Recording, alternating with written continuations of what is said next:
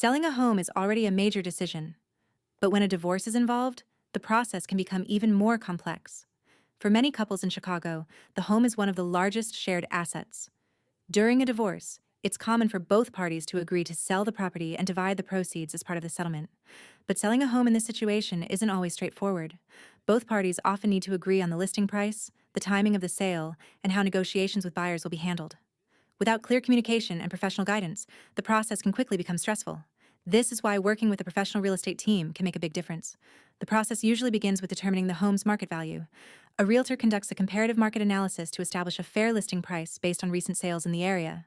Next comes preparing the property for sale. This may involve cleaning, staging, or making small improvements that help the home appeal to potential buyers. Once the property is ready, it's listed and marketed through online platforms and real estate networks to attract qualified buyers. As offers come in, the realtor helps both parties review the options and negotiate the best possible deal. Finally, once an agreement is reached, the transaction moves to closing, where the property is sold and the proceeds are distributed according to the legal settlement.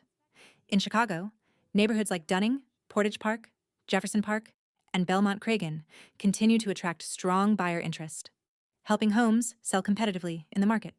Selling a home during a divorce is never easy, but with the right approach and professional guidance, the process can remain organized, fair, and efficient for everyone involved. For a smoother, more confident transition, Antonio Sarmiento is here to help you move forward.